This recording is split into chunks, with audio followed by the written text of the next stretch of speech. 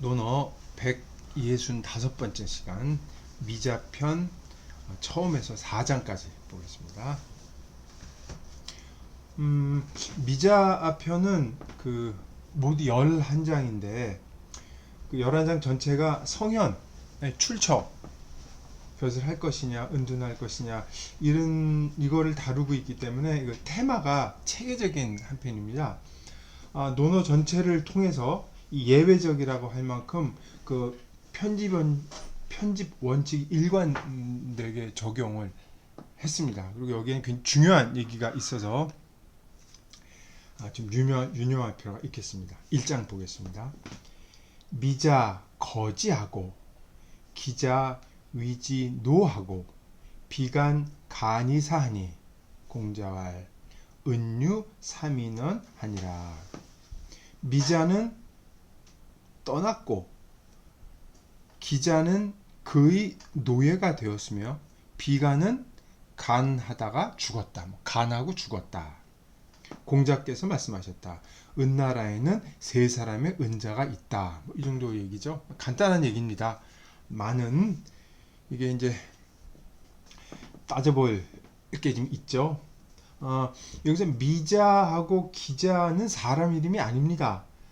여기서 미하고 기는 이 봉건제도에서 천자가 봉해준 것 국가 이름이죠. 그리고 이 자라는 건 공후 백자 남 할 때 자작이란 벼슬 이름이죠. 그런데 비가는 또 봉해받은 땅이 없었죠. 그래서 이건 아마 이름이거나 자이거나 둘 중에 하나일 거예요. 공자는 이 세 사람을 공자가 인자라고 칭찬을 한 사람이 많지 않은데 인이라고 칭찬을 했죠. 거, 지, 위, 지노 지자가 들어와 있는데 이 지는 상나라, 그러니까 은나라의 마지막 임금 폭군 주를 가리키죠.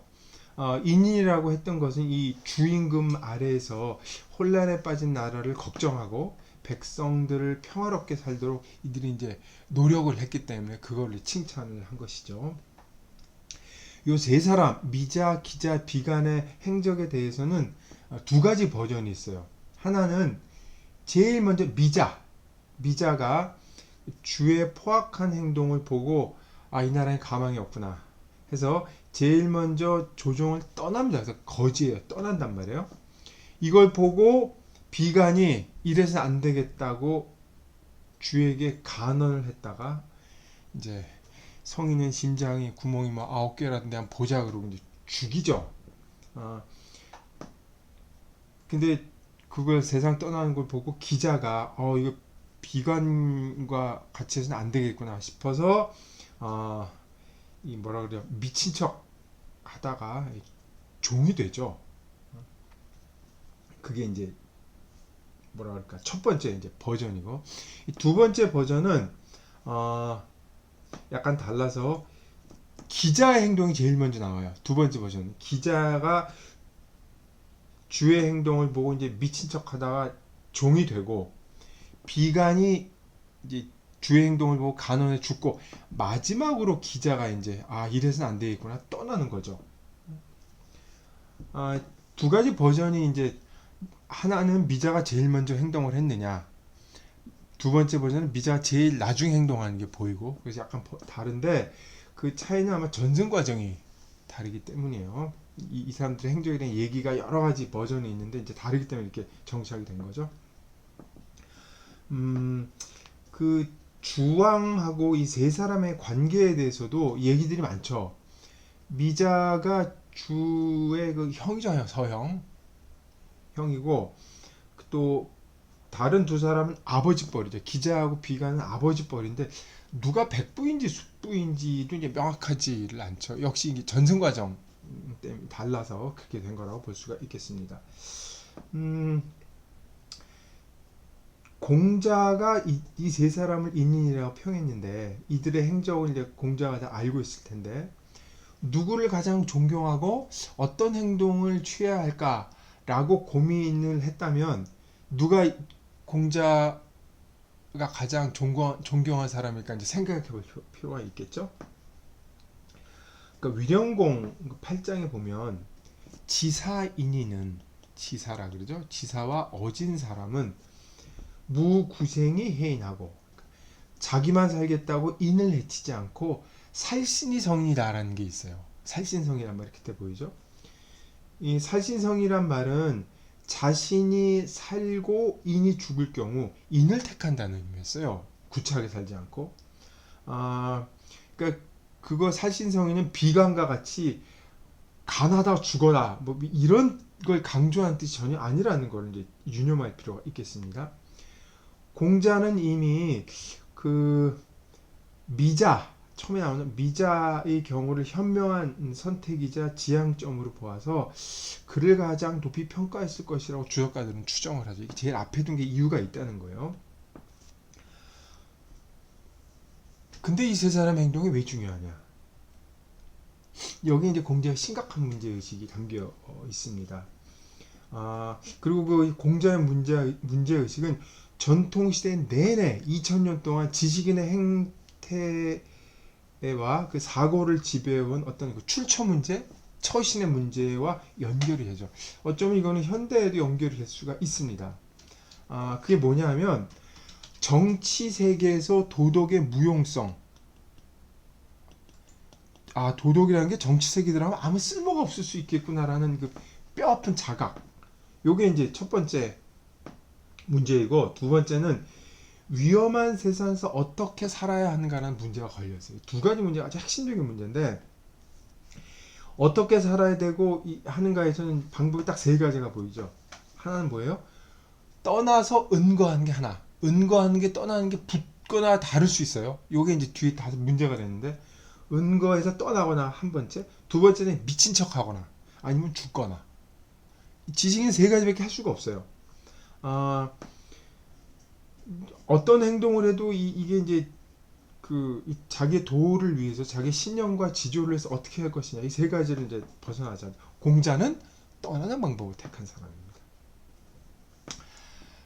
이걸 이제 현대에 적용시키면 현대에는 달아날 수가 없어요. 도망가서 숨을 데가 없습니다. 테크놀로지 발전이라는 게 지식인 행동 자체에도 큰 변화를 일으켰죠. 그러니까 부당한 정권이나 억압받는 경우에 어떤 선택지가 남아있는가에 대해서 이제 고민거리를 던져주는 장이기도 하는 거죠. 또 이 장은 어떻게 보면 공자의 운명에 대한 이야기이기도 합니다. 그리고 되풀이하지만 지식인의 삶에 대한 이야기이기도 하죠. 그리고 요 미자편 1장은 18편 전체의 의미를 전달하는 동시에 논어 전체를 꿰는 테마를 안고 있기도 해요. 후대감도 심각해지죠. 그래서 중요하게 취급되어야 하고 곱씹어 읽어야 하는 장이 됩니다. 미자 2장입니다. 유하에 위 사사하여 삼출이언을 인활 자미가히 고호와 왈 직도의 사인이면 언왕이 불삼출이며 왕도의 사인이면 하필거 부모지방 일이요. 삼출이라고 그랬죠. 유아해가 사사가 되었는데 옥사를 담당하는 관리죠. 3번 쫓겨났어요. 3번 쫓겨났다. 다른 사람이 말하였다. 당신은 떠날 수 있지 않습니까? 뭐 이렇게 보기도 하는데 이제 떠날만 하지 않나요? 이렇게 되는 거죠. 그런 일을 당하고 뭐 떠나지 않고 있나요? 이런 뉘앙스죠. 유아이가 말합니다. 도를 올곧게 해서 사람을 섬기면 어디를 가든 3번 쫓겨나지 않겠으며 도를 굽혀서 사람을 섬긴다면 꼭 부모의 나라를 떠나야 되겠는가. 대단한 사람이죠. 유아에. 유아는 앞에서 나왔었죠. 이게 사사는 옥사를 담당하는 인물이라고 그랬는데 이게 높은 관직이 아니에요. 아마 실무직일 실무 담당자의 가능성이 높습니다. 유아에는 앞에서 읽었던 미자, 기자, 비관과는 다른 선택지를 보여주죠. 직도로 자기를 지키면서 다른 것은 전혀 신경 쓰지 않는 인물형입니다. 절대 자신의 절개를 바꾸지 않고 그 원칙대로 산 인물이죠. 아, 재밌는 인물이죠. 여기는 유아의 말로 딱 끝났기 때문에 앞장에 비교해 때 비교나 뒤에 공자의 태도에 볼 때 유아에 대해서 공자가 코멘트를 했을 거라고 추측하는 사람들이 있어요. 평하는 말이 있을 텐데 빠졌다 이런 거죠. 1장에 견주어 때는 유아의 전승만 보이기 때문이죠. 근거가 있어요. 근데 유아의 자신이 발설하고 있기 때문에 이것은 전체가 유아애를 관대하게 평가한 의견을 담고 있다. 발언 자체가 그렇게 보는 사람도 있습니다. 3장입니다. 제 경공이 대공자왈 약 개시즉 오 불능이오니와 개맹지간 대지라 하고 왈 오 로이라 불능용냐라 한데 공자 행하시다. 이 제나라 경공 안현 12편에서 공자에게 문정 정치를 묻죠. 그러니까 공자가 군군, 신신, 부부, 자자라고 대답했던 그 인물이죠. 공자가 말년에 노나라 애공하고 이 젊은 시절에 젊은 건 아니지만 중년이나 그 무렵에 제나라 경공을 만난 적이 있기 때문에 후대의 전성을 보면 다 애공하고 경공하고 주로 상대를 하죠. 임금을 만나게 딱 두 사람밖에 없으니까 이 경공을 과연 공자가 만났냐에 대해서는 지금 여러 가지 의문이 있죠. 여하튼 그 인물입니다.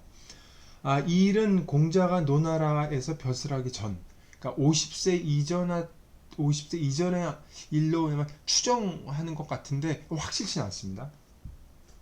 그래서 대라 그러잖아요. 대. 그러니까 대는 대우하는 문제를 얘기하는 거죠. 이제 벼슬을 시켜줄 텐데 당신을 어떻게 이제 대우해줄까? 노나라의 최고 권력자인 개씨, 노나라를 비유해서 얘기하는 거죠. 개씨 같은 경우라면 내가 그렇게는 해줄 수가 없다. 근데 개씨와 맹씨 사이로 대우해주겠다 이렇게 해석이 되는 거죠.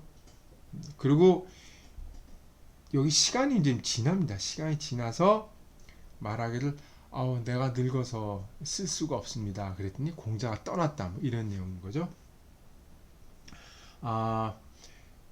여기서 개씨만큼은 아니나 맹씨와 개씨 사이로 대우해줬다 그랬으니까 이거는 지금 그 노나라의 삼경의 지위에 있던 사람이요. 가장 높은 그 대부 위에 가장 높은 삼경의 지위를 해주겠다는 건데 삼경 중에 이제 밑에 첫 번째는 안 되고 두 번째, 세 번째 사이 정도가 되겠다는 거죠. 오노이라 그랬는데 여기서 시간이 좀 지나서 공자가 직접 한 말이 아니고 누군가에게 딱 한 말이죠. 그러니까 그거를 공자가 전해주고서 떠났다 뭐 이런 얘기죠. 이게 노라 그랬는데 이때 나이를 추정해 보면 제 경공이 60세 정도가 되니까 노라는 말을 쓸 수가 있죠. 여기 문맥만 보면 쓸 수가 없다, 불능록냐, 쓸 수가 없다라는 말을 듣고 이제 공자가 떠났으니까 이 말이 결정적이긴 한데 애초부터 공자를 대우한다고 했는데 공자를 처음 만나서 삼경으로 가장 높은 지위 가운데 하나를 주겠다고 하는 것에서 이미 신뢰의 문제를 공자가 지금 이건 좀 라고 생각할 수가 있어요. 거기서 이미 신뢰는 상당히 얻기 어려웠다라고 볼 수가 있죠. 이 3장은 1장, 2장에 이어서 1장이 미자 거지할 때 떠난다는 말이 행이란 말로 이제 표현이 되면서 그 일관된 장 편집의 모습을 보여주고 있습니다.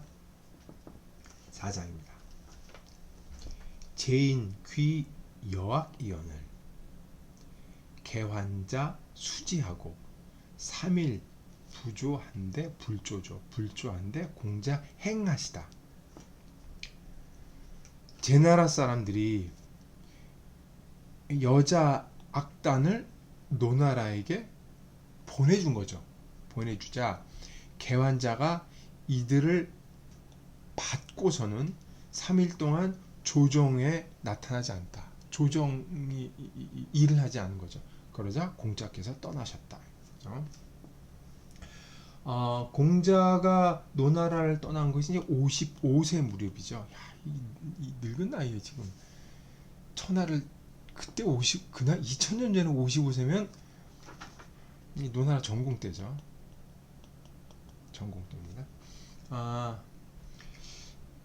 이 기사만 읽으면 제나라에서 미녀 악단을 보내서 정사가 해해지자 이제 모든 걸 단념하고 떠난 것으로 보이죠. 그러니까 여학이 계기인 것처럼 이제 왜 떠났느냐도 얘기가 많은데 이제 전설에 의하면 공자가 이제 훌륭한 이 정사를 벌이니까 제나라에서 위협을 느끼고 어떻게 미인계를 써서 이 나라를 흐트러뜨렸다. 뭐 이렇게 보는 거죠. 여기 이제 공자가 뛰어난 사람이 이거 능력을 발휘했다는 이제 전제가 붙습니다. 근데 이것만으로는 설명이 좀 불충분하니까 맹자를 보면 맹자가 이것에서 긴 설명을 붙였고 사마천은 사기에서도 자세히 기술을 했죠. 근데 여기 이제 제나라 사람이 여학을 보냈는데 그걸 받은 그 주체를 전공이라고 그러지 않고 개환자라고 표시를 했어요. 그래서 개환자가 노나라의 실권자임을 기록한 것에 주목할 필요가 있습니다.